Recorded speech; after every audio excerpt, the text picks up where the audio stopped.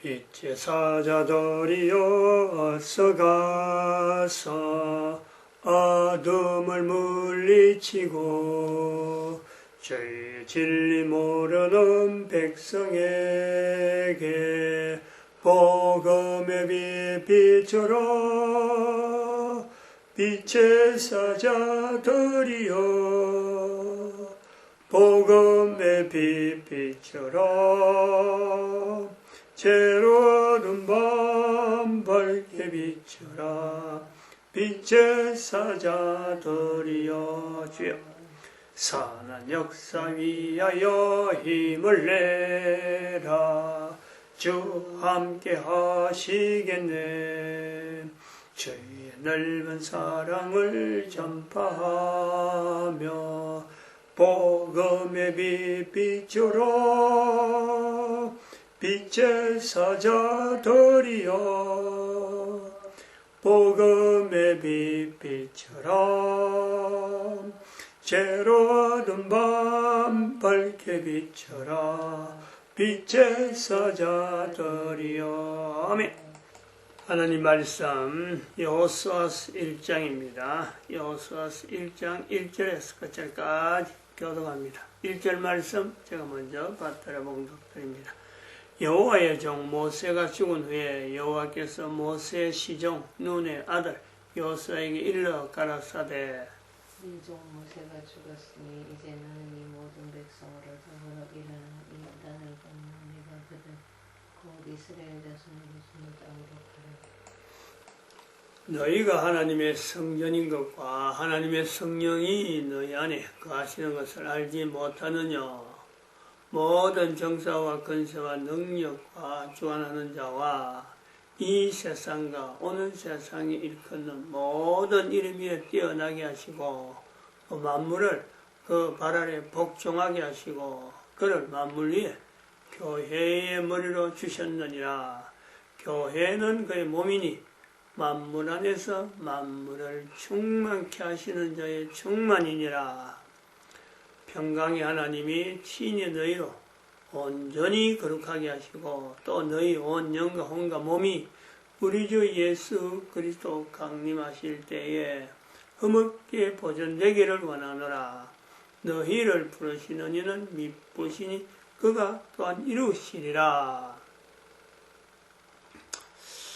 사도 바울이 에베소서 1장 21절, 22절, 23절에서 표현하는 사도 바울 당대의 사건을 할 수 있는 예수 그리스도, 예수님을 그리스도라 하는 이런 표현을 할 수 있는 이 내용, 그 중에서 예수님을 다른 사람들하고 일컬어서 비교를 해서 이 세상과 오는 세상에 모든 이름 위에 뛰어난다 하는 그런 표현. 오늘 우리로 보면은 하나님을 전능하신 하나님이라 하는 그런 표현하고 그 표현을 현재적으로 그 시대 당대에 현재적으로 전능하신 하나님을 어떻게 나타내느냐. 사도 바울의 표현입니다. 이 세상과 오는 세상에 일컫는 모든 이름에 모든 정사와 권세와 능력과 주관하는 자와 이 세상과 오는 세상에 일컫는 모든 이름이 뛰어난다. 사람하고 비교하는 거죠. 사람하고. 즉, 사람의 이름이 어찌 보면 내 살아가는데, 개인이 살아가는데 사람의 이름이 영향을 주는 시대에, 사도 바울 시대에, 즉 헬라 사회라고 하는 황제라든지 또 지역을 다스리는 여러 관청의 여러 가지 또 도지사라든지 또 군사를 일으키는 뭐 장군들의 이름, 이런 이름이 막 횡행하는 거예요. 거부, 돈을 많이 가진 거부 이름들, 그것 가지고 사람들이 어느 누구 사람, 어느 누구 그 족속, 어느 누구 밑에 수하의 사람들, 이래가지고 사람들이 살아가는 방편으로서 나는 누구의 밑에 사람이다. 나는 누구를 힘입어서 나는 이런 위치에 있다. 나는 누구 아들이다. 하는 이런 횡행할 때라 횡행. 그런 중에 하나님을 나타내는데 예수님을 구조로 해서 예수님을 중심으로 예수님을 나타내는 거예요. 그런 가운데 살았던 하나님, 인간의 몸을 입었던 하나님, 그걸 나타내는 그 방편으로서 사람을 비교한다. 비교하고 아무리 비교해도 사람들하고는 비교가 되지 않으니까 모든 권세 있는 사람들, 모든 정권자들, 힘을 가졌던 사람들 다 더불어서 또 그것보다도 그 당시 있던 사람보다도 앞으로 올 사람까지, 그러니까 이 세상과 오는 세상에 일컫는 모든 이름이에요. 모든 이름. 그 의미를 우리는 되새겨서 비교를 해봐야 됩니다. 이제 그런 내용하고 우리가 지금 여호수아 1장을 보는 거죠. 그거하고 여호와의 종 모세 이래 되지. 여호와의 종 모세. 모든 이름, 그 사도 바울이 예수님을 나타내는, 하나님을 나타내는 모든 이름, 그 이름, 사람의 이름 중에서 비교를 한다면은 모세하고 비교될 사람이 없습니다. 사도 바울이 예수님을 나타낸 그보다 이름이 뛰어난 이름이니까 예수님이고 하나님인데, 예수님이 하나님으로서 제외시키고 예수님 아닌 모든 사람하고 비교한다면은 모세, 그 모세는요, 사도 바울에게 있어서는 모든 사람에 비교할 때에 가장 어떤 데는 이름, 이렇게 아마 표현될 거예요. 사도 바울은 그렇게 표현하고 하려고 하는 거예요. 그거는 사도 바울뿐만 아니라 이스라엘 백성들 전체가 그런 거예요. 이스라엘 백성들. 이런 걸 우리가 비교를 하면서 우리가 요소를 들어갈 때 하나님을 나타낸다. 사도 바울이 예수 그리스도를 하나님으로 인정한다 하는 이 어떤 시작점, 사도 바울이 처음부터 그랬을까라는 거죠. 처음부터 하나님, 또 예수님, 이스라엘 백성들 중에서 우리는 하나님을 나타내는 백성으로서 전도하는 그 삶을 보낼 때 사도 바울이라고 하는 한 인간이 처음부터 하나님에 대해서 태어나자마자 막 달라졌을까? 우리가 그걸 생각해 봐야 돼요. 그렇지 않다는 거예요. 사람을 먼저 인정을 하는 거죠. 모든 사람이 다 똑같습니다. 하나님이라 하는 인식은 하나님에 대한 내 신앙을 선택할 때요, 사람을 무시해버리면, 사람을 인정하지 않으면, 내 주위에 있는 사람을 인정하지 않으면요, 하나님을 인정하지 못하도록 우리는 그렇게 구조가 되어 있어요. 창세기 2장에 들어가도 마찬가지예요. 한 인간, 아담과 하나님, 요 사이 교제. 그래서 하나님께서 어떻게 이름을 짓나 보시려고 하고 나타날 때, 거기에서 아담이 이름을 짓는데 자기가 할 수 있는 대로 그냥 이름을 짓는 거예요. 하나님이 묻지 않는 거예요. 그런데 하나님께서 그게 부족하다는 거예요. 19장 이후에 그런 거예요. 부족하니까 하나님이 돕는 배필을 지으리라 하고 나서는 것이 바로 여자예요. 여자. 그 여자를 보면서 자기 자신을 비교하는, 자기 자신을 남자에게서 나왔은즉 여자라리라. 남자로부터 나왔으니까 여자라리라. 이 표현이 나오는 거예요. 이제 비교가 되는 거예요. 분명히 자기 혼자서만 있을 때는 하나님에 대해서 표현하는 것도 서투른 거예요. 한계가 있는 거예요. 자기 마음대로 하는데, 다른 한 사람이 있으므로 사람을 통해서 비로소 자기 자신에 대해서 돌아보는 요소가 있단 말이죠.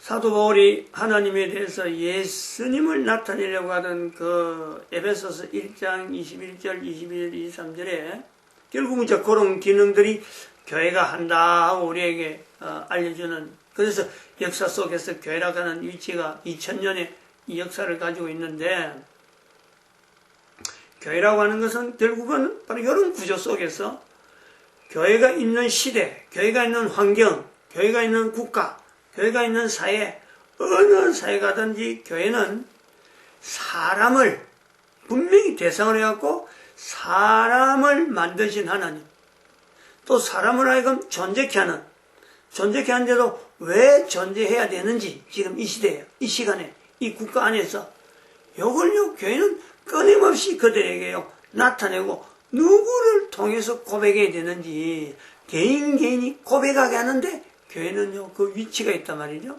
누구를 통해서 하느냐? 바로 예수 그리스도 기준으로 해가지고 인간 개인 하나는 사람은 절대요 독립적인 아니면 개체별로 뭐 있어도 되고 없어도 되고 누가 알아주는 사람도 아니고 한 사람 한 사람마다 모든 사람은 한 사람이 바로 하나님 앞에서 하나님이 만드신 아주 독립된 그냥 단순하게 독립된 내용이 아니고 독립된 개체가 아니고 하나님이 만드셨다 하는 것 때문에 한 사람 한 사람을 정말 고유하게 어느 누구하고도 비교되지 아니하고 영원히 구별되어지는 그런 존재로서 인간이 존재한다. 이 내용을요 나타내는데 바로 예수님이 항상 기준이라는 기준.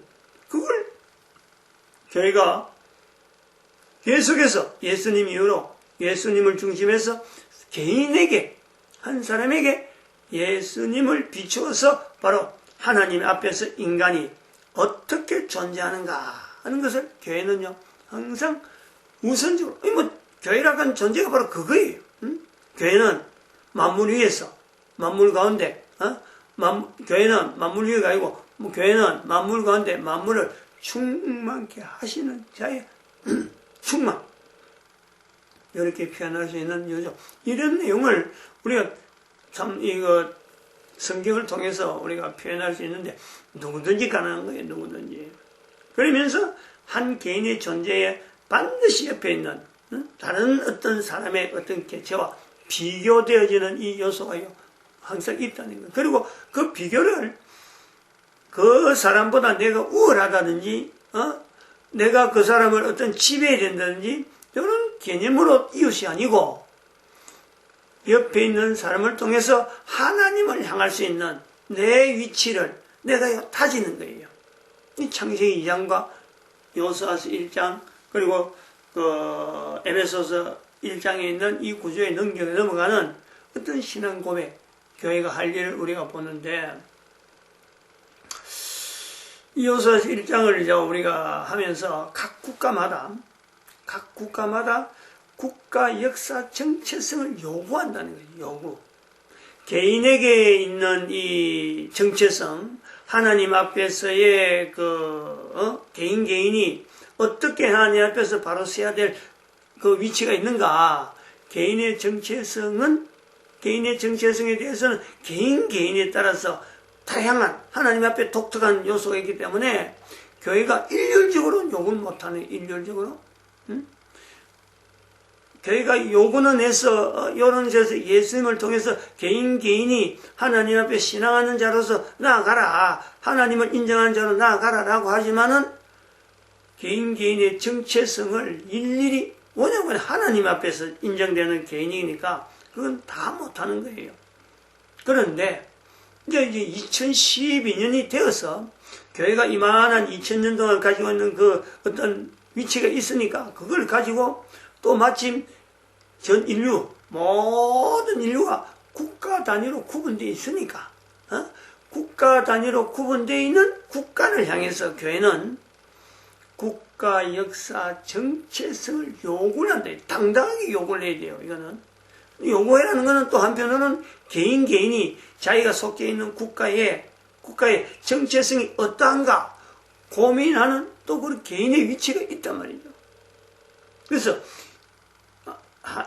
예수님을 머리로 하고 예수님을 몸으로 하는 교회는 그 교회는 인류 전체 지구 전체를 한 단위로 볼 때 그 교회는 국가 단위에 있는 국가 역사 정체성을 통해서 임마누엘 그 역사 속에 있는 하나님이 함께 하셨던 그 내용을 국가 단위로 국민들이라고 하는 교회가 그 내용을 고백하도록 요구하는 여기서 하나의 유니트한 코스모스 되는 교회를 우리가 보는 거예요. 코스메틱, 우주적인 그 교회의 어떤 내용을요, 우리가 교회 건의를 가지고 국가 단위 안에 있는 개인 교회에 요구를 하는 거예요. 여기서 개인은 반응을 해야 된다, 반응. 내가 속해 있는 국가가 지금 이런 상태로 있으니까 국가 역사 정체성 어떻게 나타내야 되는가, 이걸 반응해야 된다는 거예요. 이게 연계되어 있다는 것이.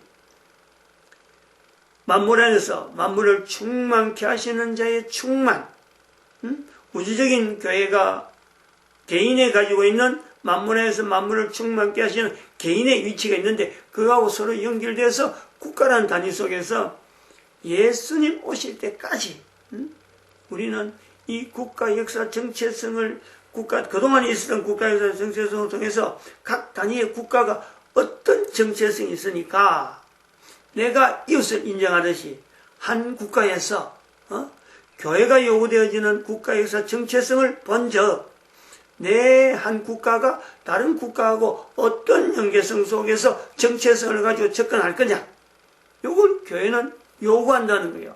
그래서 서로 전쟁이라는 걸 가지고 또 서로 그 국가라는 이 담벼락을 가지고 그걸 갖고 내 국가 네 국가하고 막 이 경계, 안 그러면 서로 분쟁, 서로 막 투쟁, 이런 요소가 아니고 하나님께서 존재하게 하는, 왜냐하면 지금 마지막에 다가오잖아요.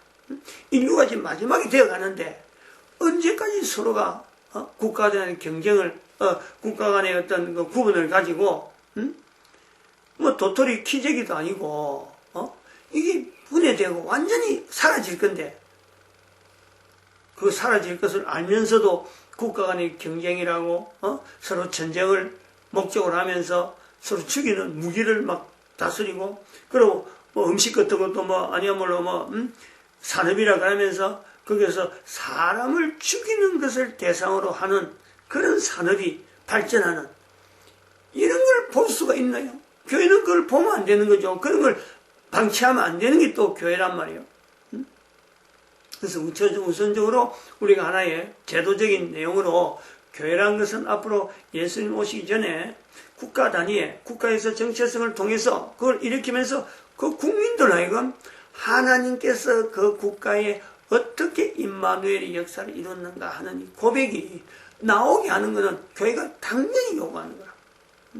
그런 시도를 시작하는 점에서 우리는 여호수아 1장을 우리가 바라보게 된다. 바라보게 될 적에 그 국가 안에 실제로 누구든지 알 수 있는 사람들, 성경에서 여호와의 종 모세 가면은 벌써 이는 누군지 뭐 집중하잖아요. 모세는 어떤 위치가 있는지. 근데 여호와의 종 모세가 죽은 후 한다는 것은 그 모세를 바라보던 사람들에게는요, 이건 어마어마한 슬픔이고 아니면 어려움이죠. 정말 해결하기 힘든, 죽었기 때문에 해결하기 힘든 문제에 봉착한 그런 요소라. 바로 임마누엘은 바로 이런 때에 임마누엘이라고 하는 이 요소가 나온다. 이 하나의 큰 어떤 국가적인 사건, 정말 어렵다 할 때 이 내용이 임마누엘을 가를 국가의 정체성을 찾는 데 바로 그의 기회입니다. 기회. 이런 걸 힌트로 주는 거예요. 그래서 이런 내용을 우리가 비교해서 대한민국이 현재 국가역사 정체성의 모델이라 하는 국가를 우리가 내세우면서 창세기를 하면서 넘어왔고 여호수아를 넘어오는 이 과정에서 여전히 그 인류 전체를 향한 국가역사 정체성의 모델 내용의 사건의 현재적인 내용으로 국가가 정말 그 여호와의 종 모세가 죽은 후 하는 이런 사건을 당하듯이 지금 현재 살아가는 이 국민들, 5천만 국민을 가는데 국민들 대부분은요, 이 내용을 인식을 잘 못해요. 이게 얼마나 어려운 지금 현재 대한민국이 어렵게 있는가. 그런데 국가에서 정체성에서 임마누엘을 나타낼 정도로 여호와의 종 모세가 죽은 후 하는 이 분기점을 나타낼 정도로 현재 2012 박근혜와 문재인이라고 하는 이 어떤 정치적인 리더자, 두 사람을 비교할 수 있는 이 대한민국의 상황이 있다는 거죠. 이 내용에서 우리가 여러 가지 사건들을, 현재적인 사건을 우리가 연결해 볼 수 있는데, 박정희 추모 40주기 때에 나타났던 지금 우리 대한민국 국민들의 정서, 간절히 찾는다는 거예요. 간절히 박정희 왔던 그런 사람을 간절히 지금 다시 또 우리나라에 나타나길 바란다 하는 것을 간절히 찾는, 이 지금 우리나라가 얼마나 어려운지를 보여준다는 거예요. 요거하고 우리가 조금 더 좀 다른 측면인데, 한편으로는 이제 이런 분위기 속에서 우리 국민들이 지금 어느 정도 지금 이 위기의식 속에서 앞으로 우리 국가가 바르게 나아가야 되는가 하는 것을 이 표현하는 그 표현, 참 그 하나의 국회의원으로서 국회에서 연설하는 내용을 제가 좀 소개를 하려고 그래요. 내용을 다 이야기는 못하고, 어제 야당의 그 당대표가 아니고 원내대표 나경원 씨가 지금 국회가 지금 정기국회 열리니까 이 교섭단체 대표들이 이래 매일 처음 시작할 때에 이제 여당부터 시작해서 그다음에 야당 대표도 제일 어석이 많은 또 야당 대표부터 시작해서 하는데, 어제 아마 순서가 되어서 그 원내대표 나경원 씨가 연설했는데, 어제 우연히 들었어요. 일반 방송에는 안 나옵니다. 근데 유튜브를 요즘 하도 우리가 10월 혁명 이후로 10월 3일, 10월 9일, 10월 25일 그런 집회를 서울에서 해본 그 정광훈 목사가 일으키는 그 어떤 흐름에서 지금 그걸 하다 보니까 지금 뭐 일반 방송은 들으려고 하지도 않잖아요. 아예 그 유튜브를 트는데, 이제 저 설교 준비 다 마치고 이제 내가 또 우연히 유튜브를 트는데 그게 딱 걸리더라고. 근데 제가 그 나경원 국회 교섭단체 대표의 어떤 연설을 들으면서 한 번 들었는데 너무 좋은 거예요. 그래서 두 번 들었다니까. 두 번 들어도 감탄이 나오는 거예요. 야, 저런 연설을 할 수 있을까 하고 감탄이 나오는 거예요. 이제 그런 내용이 지금 그런 거예요. 정말 그는 어디라도, 전 세계 어디 내놔도요 손색이 없는 명연설이죠. 정말 그 국회의원으로서 또 그 여당 대표로서, 원내 대표로서 그 국회에서 할 수 있는 연설로는 아마 세계 최고라고 볼 수 있어요. 세계 최고. 그것은 또 다른 말로 하면은 현재 우리 국가가 얼마나 어려우며 그 어려운 현장을 나경원 씨가 찾아냈다는 거예요. 지금 상황을, 여건들을. 근데 그 여건을 찾아냈는데, 어제 연설에서도 나왔지만은 10월 혁명에 대한, 10월에서 나왔던 그 광화문 앞에 집회에 대해서요, 이거를 4번인가 5번인가 3번까지 내가 분명히 언급했는데, 4번째 나오는 내용을 내가 첫 번째 들은 거하고 혼돈돼가지고 이 4번째 5번째 할 정도로 그 연설의 기조가 10월 혁명에 가는 광화문 집회에 대한, 이승만 광장의 집회를 초본으로 잡고 있는, 그걸 기초로 하고 있는 거, 거기서 나오는 모든 주제를 이제는 연설에다가 나타내는데, 국민들이 공감하지 않을 국민이 없는 거예요. 이걸 공감하지 않는 국민이라면 한 50만 정도가 있을 것이다. 정광훈 목사 이야기는 그 주사파, 지금 현재 정권을 붙잡고 있는 무리들의 그 세력, 나머지 4,950만은 반드시, 제가 볼 땐 그렇죠, 그 공감할 수밖에 없는, 그리고 뭐 대한민국 지금 여당, 지금 현재 민주당이죠. 민주당 사람들도 아마 중심에는 하나라도 거기에 더요 반대를 하지 못하는 그런 내용을 가지고 그 국회에서 박수 안 치고 야당만 박수 치는, 자유한국당만 박수 치는 그런 내용을 우리가 봤는데, 속으로는 다들 그 수긍을 하는 그런 내용이고, 전 세계 모든 그 정치하는 사람들은요, 아마 그 나경원의 그 국회 연설을 반드시 한 번 정도는 자기들이 음미해보고, 국가가 어려울 때 어떤 그 내용을 가지고 참 국회의원으로서 또 정치 지도로서 표현을 하는, 그 국민들 가지고 있는 여러 문제점들을 어떻게 모아가지고 이걸 국민들 앞에 대변할 수 있는 정치가의 어떤 그 발언들, 이런 걸 하는 데는 아마 모범적이다, 이래 보고 있습니다. 그러니까 그것은 또한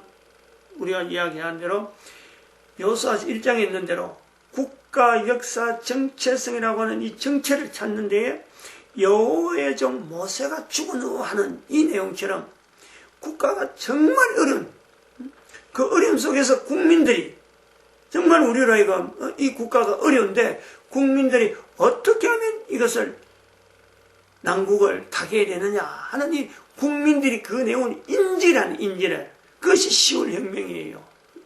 그냥 흘러갔더라면요, 9월달까지만 해도 나경원은 10월 3일 집회도 참석해서 연설한 걸 들었지만은 9월달까지만 해도 나경원은요, 그런 이런 연설할 정도로 소재가 없었어요. 어떻게 야당으로서 이 여당을 대체해야 될지, 이 정국을 해낼지 없었어요. 근데 10월 한 달 동안에 그 광화문 집회 앞에 이승만 광장이라고 하는 그곳에 나와서 철야도 하고 부르짖고 뭐 타도하고 하는 이런 구호를 외치는 그 속에서 힘을 얻은 거예요.